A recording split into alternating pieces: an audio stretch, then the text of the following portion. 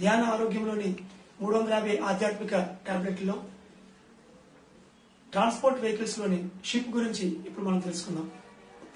చాలా మందికి ధ్యానం చేస్తూ ఉన్నప్పుడు సాధారణంగా వచ్చే అనుభవాలను ఒకసారి మనం పునశ్చరణ చేసుకుంటే ఈ షిప్ యొక్క విలువ మనకు ఇట్టే అర్థమవుతుంది.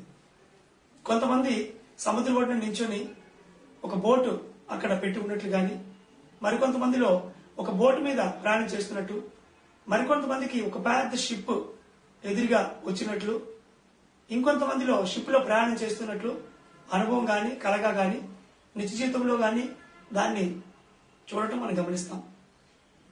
దీని గురించి కొద్దిగా వివరణలోకి వెళ్తే, ఎలా అయితే ఒక సముద్రం మీద ఒక పెద్ద షిప్ లో ఒక సమూహం మొత్తం, ఒక గ్రూప్ మొత్తం కొన్ని రోజుల పాటు ఏ ఒక్క విషయానికి ఇబ్బంది పడకుండా ప్రయాణం చేయగలుగుతారో, అదేవిధంగా భౌతిక జీవన విధానంలో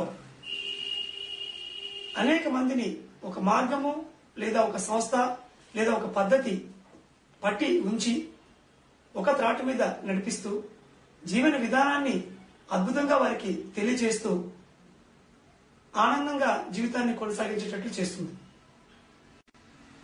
మనం పిరమిడ్ స్పిరిచువల్ సొసైటీ మూవ్మెంట్ తీసుకున్నట్లయితే ఎంతో అద్భుతంగా ఈ పిరమిడ్ సొసైటీ మూవ్మెంట్ అనే ఒక షిప్ లో మనం ఎన్నో విషయాలను తెలుసుకుంటూ, తెలుసుకున్న విషయాలతో ఆనందిస్తూ, మరికొంతమందికి మార్గాన్ని చూపిస్తూ అద్భుతంగా ప్రయాణిస్తూ ఉన్నాం. ఇక్కడ ఆ పిరమిడ్ సొసైటీ మూవ్మెంట్ నే మనం ఒక షిప్ గా పేర్కొనవచ్చు.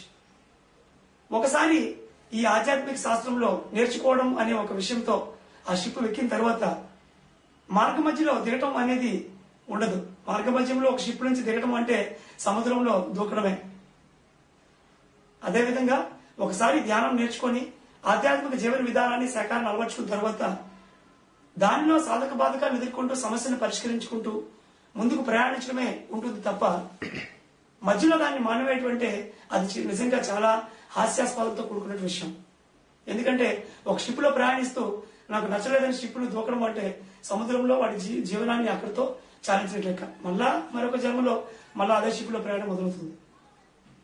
కాబట్టి ఎలా అయితే షిప్ లో దూరదృష్టికి సంబంధించి అందులో పరికరాలు, నడపడానికి దిశా నిర్ణయానికి సంబంధించిన పరికరాలు, అదేవిధంగా వంటశాల అన్ని ఏర్పాట్లు ఉంటాయో, మనం తీసుకున్నటువంటి ఒక జీవిత కాలంలో ఏదైతే ఒక రైట్ కప్ ఆఫ్ టీ, గత జన్మలో ఎన్నో రకాలమైన ఆధ్యాత్మిక పద్ధతులను, ఆధ్యాత్మిక విషయాలను, గురువులను మనం మార్చి ఉండొచ్చు కాక, కానీ ఈ జన్మలో ఏదైతే ఆధ్యాత్మిక పాఠాలను, సంస్థను మనం ఎంచుకొని వస్తామో ఆ రైట్ కప్ ఆఫ్ టీని చేరుకునేంత వరకు ఎన్నో పద్ధతుల్లోని ఎన్నో విషయాల్లో మనం వచ్చి ఉండొచ్చు. కానీ ఆ సరైన విధానాన్ని మనం రీచ్ అయిన తర్వాత అక్కడ మనకి ఒక ఫిక్సిటీ అనేది మనం పొందుతాం. ఎస్, ఈయన నాకు సరి అయిన వ్యక్తి అని కొంతమంది కనిపించవచ్చు. ఎస్, ఇదే నిజంగా నేను అనుకున్నటువంటి మార్గం, ఇటువంటి ఆధ్యాత్మిక విషయాల కోసం, సంస్థ కోసం నేను ఎదురు చూస్తాను అని ఎప్పుడైతే మనకి ఆ మనసు నుంచి ఒక స్పార్క్ లాగా అనిపించి మనం ఫిక్స్ అవుతామో ఆ సమయంలోనే చాలా మందికి ఈ పెద్ద షిప్ కి సంబంధించిన అనుభవం సర్వసాధారణంగా కనిపిస్తుంది.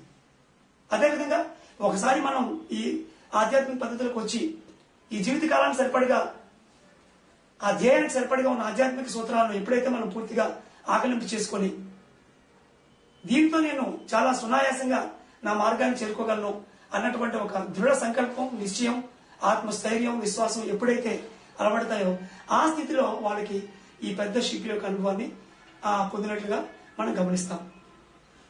ఇంకా నెగటివ్ పరిభాషలో షిప్ లో కొన్ని విషయాలు లేకపోవడం, షిప్ లో బాధపడడం వంటివన్నీ కూడా ఏదైతే ఒడిదుడుకులు మనం ఆ సరి అయిన మార్గాన్ని, సరి అయిన సంస్థను, సరి అయిన వ్యక్తులను చేరుకోవడంలో ఒడిదుడుకులు మనం ఫేస్ చేస్తామో దాన్నే వ్యతిరేక ధోరణిలో అదే షిప్ యొక్క అనుభవాన్ని పొందడం కూడా జరుగుతుంది.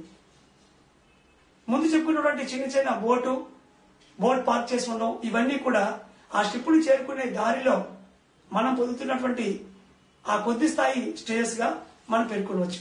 బట్ ఫైనల్ గా పెద్ద షిప్ ను ఖచ్చితంగా ఎక్కి తీరవలసిందే.